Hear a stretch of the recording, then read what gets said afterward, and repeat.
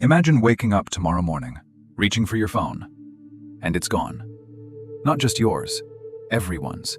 Every smartphone on Earth, banned overnight. No warning, no exceptions. Your entire digital life vanished in an instant. Could you survive? Would society collapse? Or would we finally be free? The average person checks their phone 96 times a day. That's once every 10 minutes. We spend over 4 hours daily staring at these glowing rectangles. But what if that all ended? Today, we're diving into the most dramatic thought experiment of our generation. What if every government on Earth agreed to ban smartphones completely? Let's explore the chaos, the consequences, and the surprising benefits of a world without smartphones. The first 24 hours. Panic. Hour 1. The announcement. Picture this. It's 6 a.m. Breaking news flashes across every TV screen. Emergency Global Summit results. All smartphones banned effective immediately. The reason? Let's say a catastrophic security breach made them too dangerous to exist. Governments worldwide have 24 hours to collect every device. Hour 3. Mass confusion. People pour into the streets, confused and angry. How do you call your family, your boss, that friend you only talk to through messaging apps? Suddenly, you realize you don't actually know anyone's phone number by heart. They're all stored in that device being pried from your hands. Hour 6. The reality hits. No GPS means people are getting lost in their own cities. Uber and Lyft drivers abandon their cars mid-route. Food delivery stops completely. That important client meeting? No way to reschedule. Your boarding pass for tomorrow's flight?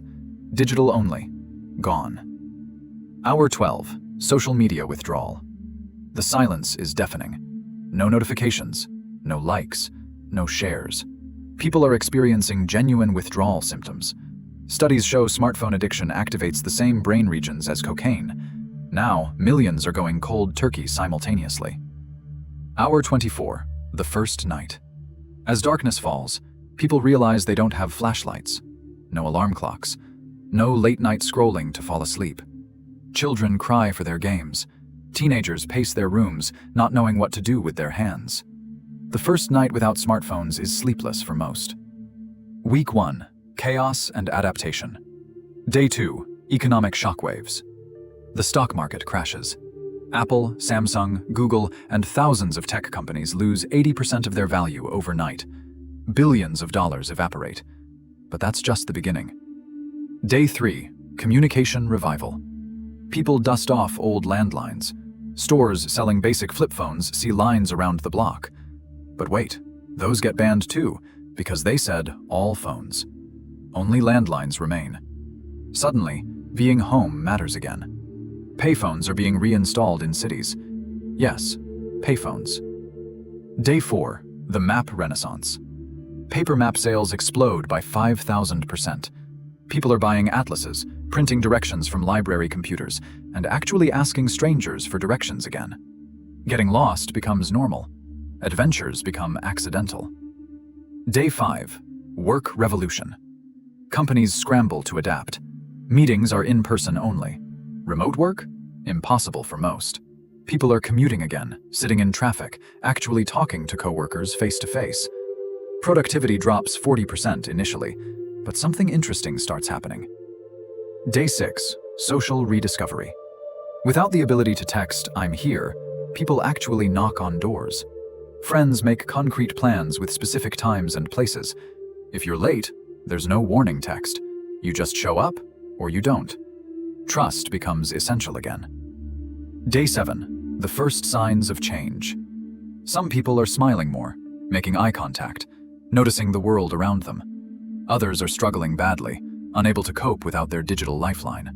Society is splitting into 2 camps, the adapters and the resistors. 1 month later, the new normal. Entertainment transformed. Movie theaters are packed every night. Board game sales are up 800%. People are reading physical books again. Libraries report record attendance. Families gather around radios for news. It feels like time traveling to the 1950s. Dating in the analog age. Dating apps? Gone. People meet at coffee shops, bookstores, community events. You have to actually approach someone and risk rejection in person. First dates are more meaningful because they took courage to arrange. Ghosting is impossible when someone knows where you live. Photography changes. Digital cameras make a comeback, but most people just take fewer photos. Instead of 50 selfies to find the perfect one, you take 1 or 2 with a disposable camera and hope for the best. Memories become memories again, not content. Navigation skills return. People learn their cities again. They memorize routes, recognize landmarks, get lost and find their way back. Spatial awareness improves. Brains adapt. Humans rediscover skills buried under GPS convenience. Health improvements. Neck pain decreases by 60%. Tech neck becomes a thing of the past. People sleep better without blue light exposure. Anxiety levels drop for many. Depression rates decline. Kids play outside more. Obesity rates start falling. The dark side. But it's not all positive. People with disabilities who relied on smartphones struggle immensely. Medical apps that saved lives are gone. Emergency response times increase. Remote communities become isolated again. The digital divide becomes a physical one. 6 months later, a divided world. Economic restructuring. New industries emerge. Professional note-takers are in demand. Messenger services revive. Postal workers are heroes again. Local businesses thrive because people can't price compare online. Small towns come alive. Education revolution. Students can't Google answers anymore. Critical thinking improves. Cheating becomes harder. Teachers teach differently. Textbooks matter again. Libraries are sacred spaces. Learning becomes slower, but deeper. News and information. Without instant news, panic spreads slower, but so does important information. Newspapers have unprecedented power. TV news ratings skyrocket. Radio becomes essential. Misinformation is still a problem, but it spreads at the speed of conversation, not clicks. Crime and safety. Crime investigation becomes harder without digital evidence, but certain crimes disappear too. Cyberbullying ends. Revenge porn vanishes. Identity theft plummets. Scams requiring smartphones cease. It's a trade-off. Relationships deepen. Friendships require more effort, so they become more meaningful. Long-distance relationships either strengthen through letters and calls or end. Families eat dinner together without devices at the table. Conversation is no longer competing with notifications. The resistance movement. Underground smartphone smuggling begins. Black market devices fetch $50,000 each. Tech companies secretly develop workarounds. Hackers become folk heroes. The debate rages. Is this ban protecting us or imprisoning us? 1 year later, the verdict. What we lost. Instant communication. Unlimited information. The camera in our pocket. Navigation assistance. Emergency quick access. Digital payments. Ride-sharing. Food delivery. Entertainment on demand. Connection across distances. The convenience that defined a generation.